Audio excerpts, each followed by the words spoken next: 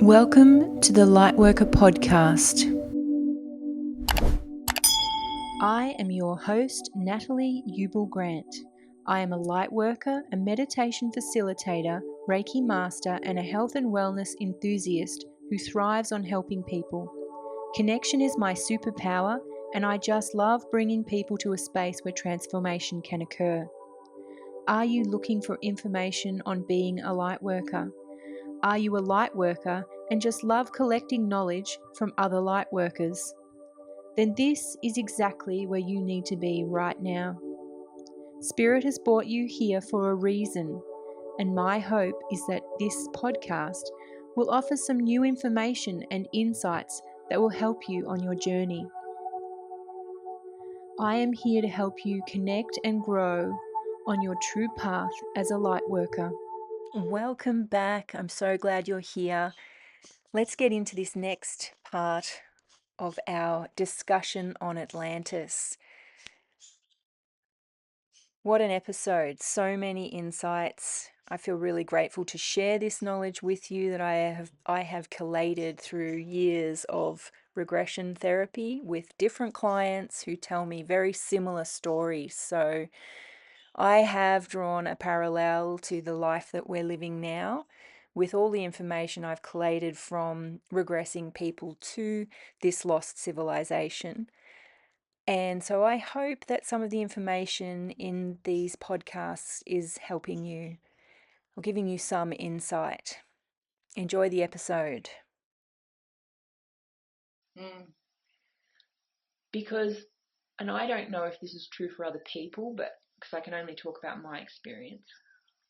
If my husband says that I can't do something, well, I actually can, with every fibre of my being, disagree with him.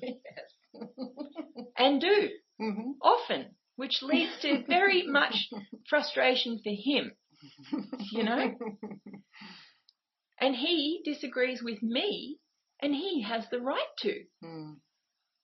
And should, if he doesn't think something's right for him. Yeah. You know? And then from that vantage point, when we felt the feelings that happen in our body, we can figure out deep inside of us, when there is conflict, there is an unmet need that our soul has been trying to scream to us for as long as you've been alive. We're so close to our soul when we're below the age of 7 that most of the time, if a child's need is met, they're pretty happy. Yeah. It's the ones that needs are not being met, they're not happy, because they're here to get humanity to remember we've got to meet our own needs. Stop telling me what to do. Stop being in control of my life when I've come to this planet to do what I'm here to do. Help me facilitate what I'm here to do. Stop putting your own programming on children. Stop conditioning them to what you were conditioned. Question the conditioning. Yes.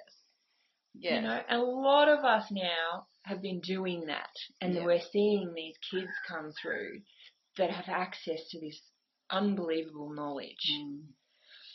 And it seems to be important when they hit kind of 13 and 14 years old that they have been able to learn how to trust their own awareness. Yeah. Because when they get to that 13 or 14-year-old, if they haven't learned to trust their own awareness and they're relying on outsourcing that, so what do you think I should do, Mum? What do you think I should do, Dad? They're just going to continue to repeat a cycle that has been happening for thousands of years. But you're seeing kids now that have learned how to trust their own inner awareness. They know what's right for them. Yeah. And they're starting to do things and create things that are very different than what any of us have been able to do. And they're becoming young 20-year-olds now, and they're becoming young 30-year-olds now, and they're starting to make massive changes to what we're doing in this reality. The main thing, though, is that we remember that the rules are, it's like a Bible quote, do unto others what you would have them do unto you. Yeah, Yes. right? I live by that. That is my actual favorite scripture, because regardless of where I am, what I'm doing, what I believe, for you to do unto others as you would have them do unto you is just the most beautiful, beautiful thing that anyone can do for anybody. Yeah. But, I mean, that also comes back to how you treat yourself. Yeah, in your own head. Exactly. Like, that's something that people don't realize. Where does it start? It starts with us. Yes. Inside our own minds. Mm-hmm. People are like, oh, there's spiritual warfare out there and people are judging me and people are this and people are that. My most common thing I will say to people in a Reiki 1 class is, when you're seeing it out there, turn the torch back on yourself. Exactly. And figure out why that's what you're seeing. And often it's happening in us. Yes. Because we are judging, oh, I'm too fat, or my hair's the wrong colour, or my legs are not big enough, or my muscles are not big enough, or my, or, oh, gosh, that was a negative thought. How dare I think that? Mm-hmm. And you're having this war go off in your own head. Yes. But that's where we've got to be at the moment. Mm. We have to turn the torch back on ourselves and figure out what our motivation for anything we're doing is. Yes. Is it the program, or is it actually what you want? Mm.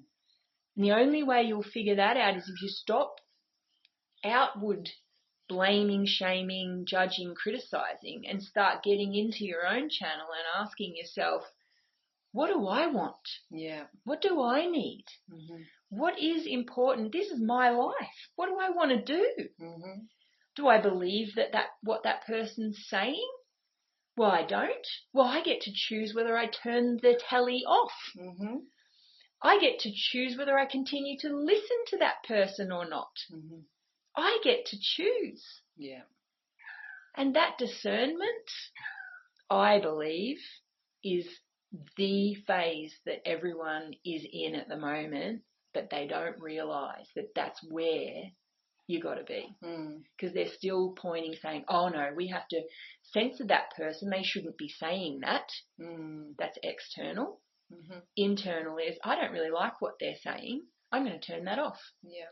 I'm going to tell my kids that this is probably inappropriate and probably not the thing that I'm wanting you to look at, and here's the reasons why. But ultimately, that kid's going to grow up and they might like listening to that person. Mm-hmm. It's like the music thing when we were kids. Everyone hated the Beatles, right? Until all the kids loved the Beatles, right? And then they were like the next best thing since sliced bread. Mm-hmm. And a whole movement happened because of that particular band. And then their leader, one of, went on to preach about love and how important it is to get into your heart, right? And then what did they do to him?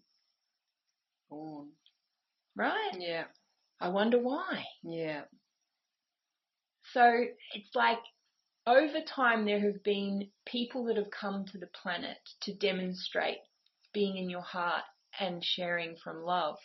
And it's fear and external judgment that have prevented the rest of the community to give it a try for themselves. Yeah. So that's my invitation for anyone that's got this far on this audio. Is, can you turn the torch back on yourself? Can you leave judgment at the door? Can you look at the why behind what you do? Can you honour your own need? Can you give your own need to yourself? Can you stop asking other people to give it to you? What do you got to do? Yeah. It's like, it's pretty full on. Mm-hmm. And like, I've been collating this data now for about 15 years on this Atlantean life. Yeah. With different people sharing a lot of different perspectives. But the common thread out of it, the lesson is to master your own sovereignty here. Yes. And you do that by looking at what your motivation behind your why is. and then lead with love. Yeah. See the fear, feel the fear in the body, let it teach you what not to do. Yes. Yeah. Treat other people the way you want to be treated. Mm. It's a pretty full-on thing. Yeah. And it's not easy. I'm not saying it's easy. It sounds easy when I say it. Yeah. But when you're living it, it seems easy too. Like, it's yes, excruciating and painful because you are actually fighting against a program that has been running in these bodies for thousands of years. Yeah. And it's time for humanity to get off that treadmill. Mm. And there's a lot of voices that are sharing the how, and that's why you got to find the voice that you resonate with, not just believe me, not just believe the next guy. Yeah. Listen to who it is that feels in alignment for your soul and find your teacher and find your group or community that are speaking your same language. Yeah. Because there's many different ways There is to do this. There's no one right way. No. The only right way is to get your own sovereignty back and stop giving your power away. Exactly. And stop making other people do it your way. Mm-hmm. That's a big one. Because everybody is completely different. Mm-hmm. And what is in alignment with you and how you are going to learn to be in your sovereignty in this lifetime is going to be completely different to how your neighbor is going to be able to do the same thing. Yeah. And try all the things. Yeah.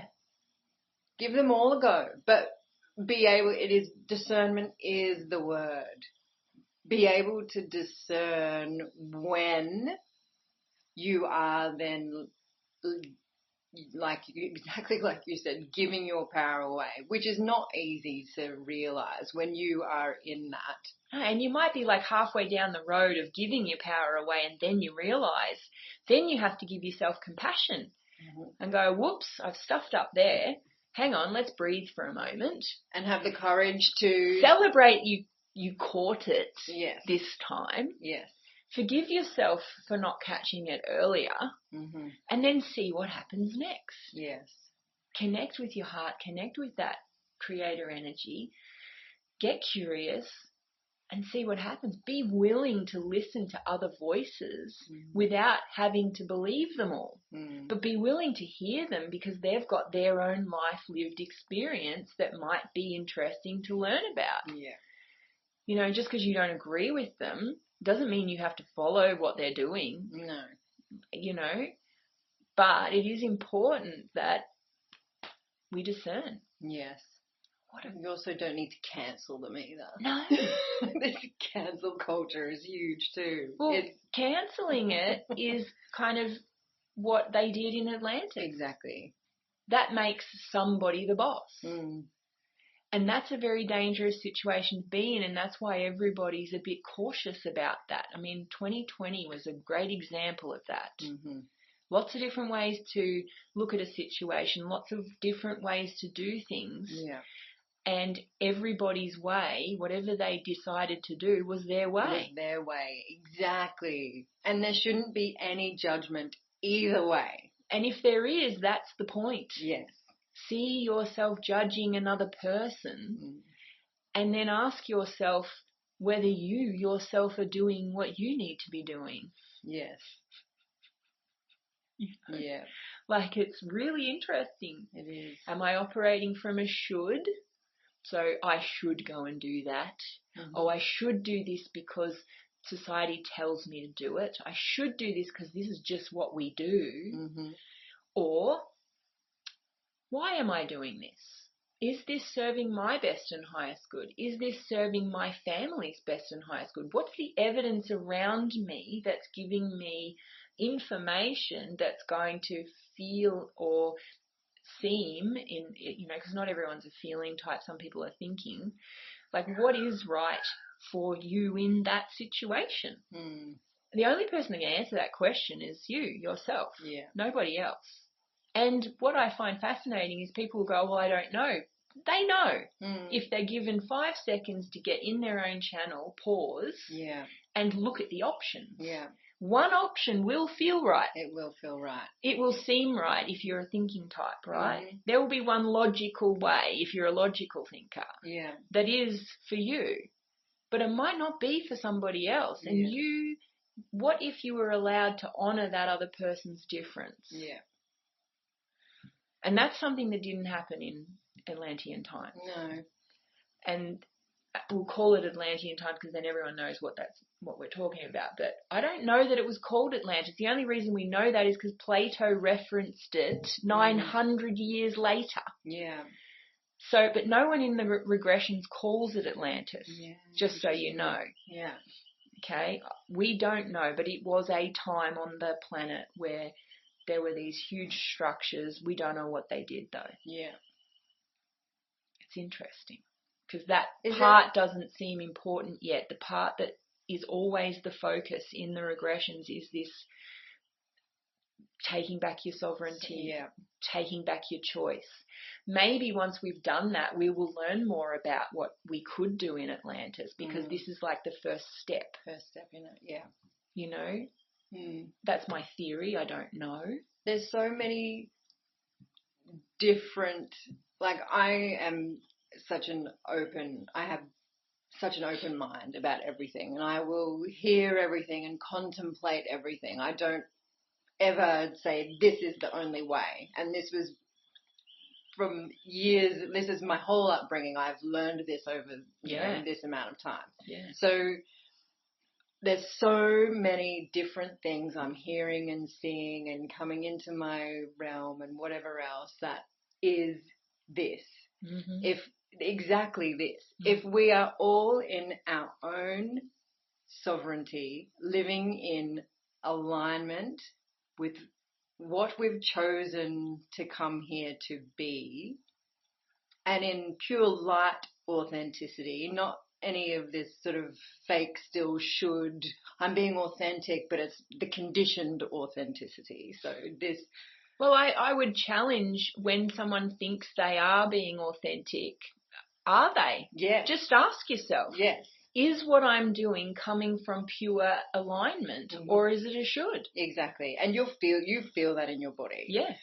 So when we are truly living that in our sovereignty, if everybody is doing this, we actually don't need anybody telling us what to do because we are all living in this beautiful light in alignment with ourselves, which means that we are just in service to everybody else because we are all one, we are all the same, we are all entwined, we are not separate to the other. We're just living in service to each other, and the world is just a beautiful place because we are all living like this. We're not having to have all of these rules and higher powers and beings, telling us, well, this is how you have to do it. This is the rules. This is what life has to look like. We're actually all sovereign beings just living in our alignment, and it's all working so beautifully. It is. And even with some of those rules, right? Some of those rules are helpful. Yep. And some of them are hindrance. Yep. And the only way you're going to figure that out is if you're present within yourself and making sure that when you're following a rule, you do it with alignment. Mm-hmm. If it doesn't feel like it's in alignment with you, then stop doing it. Mm-hmm. And live. That's how stuff gets changed. Yes. Because exactly. people sit there and question, well, this is a really weird rule. Mm-hmm. It's like the lamb roast scenario where the daughter would cut the leg off the lamb roast, right? Yeah. Because grandma did it. Yeah. That's how you cook a lamb roast. Mm-hmm. Never questioned why we have to get the hacksaw out and chop the leg off to cook the roast. Yes. Right? Then decides to ask one day, why do you cut the leg off? Well, I do that because my oven didn't fit the whole lamb into the oven. Right? So some of these rules we're following, if you don't question them, some of them have become obsolete. Mm-hmm. The only reason we keep following them is because some old dude from like 500 years ago decided to write it in a book and say that's the way you do it. Mm-hmm. And no one since then questioned it. They just do it because it's done. Mm-hmm. Even though their whole soul inside their body is screaming, going, this is so dumb. One day people will listen to that voice inside them, and they will act on that.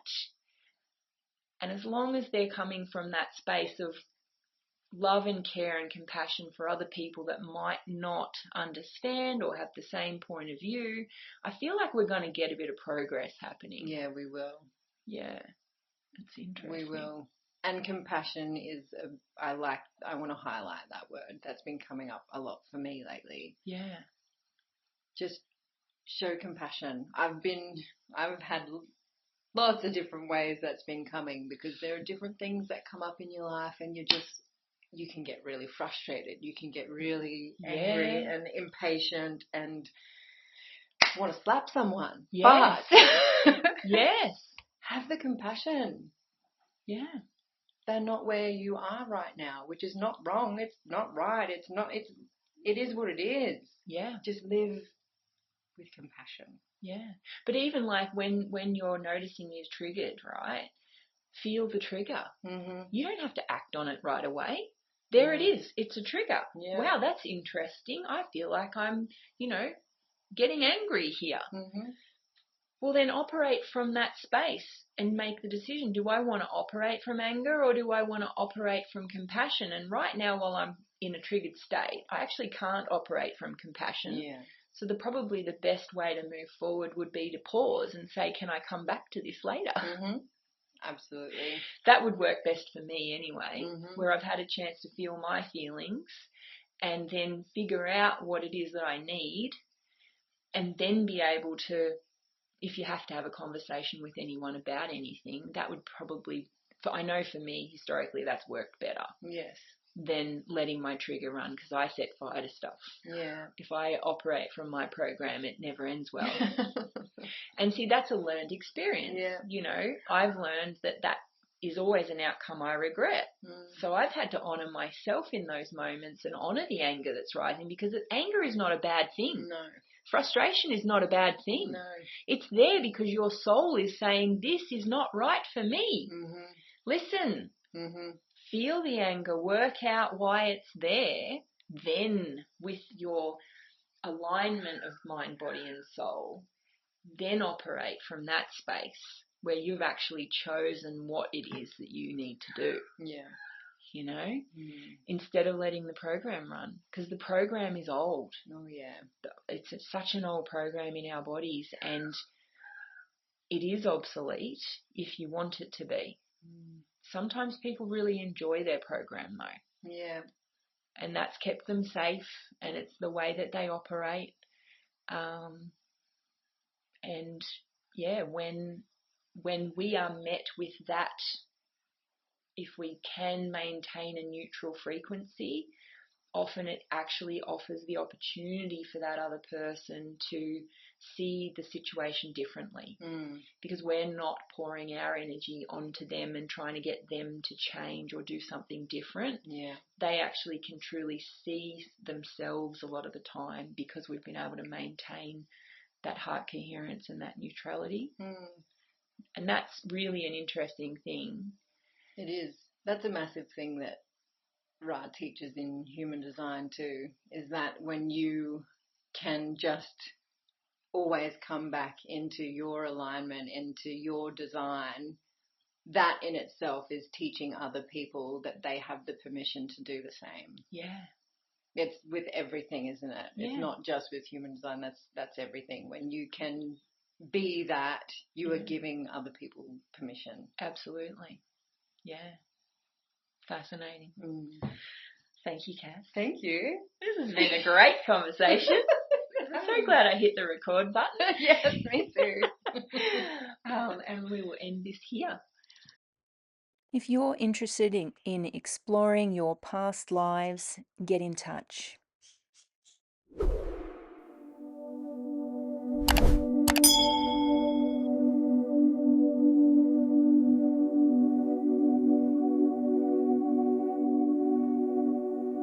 The content found within these podcasts are not intended to diagnose, treat, cure, or prevent disease. Nothing on this website is intended to diagnose, treat, or cure any physical or medical conditions. If you have any physical or medical conditions, you should seek the advice of your medical professional immediately.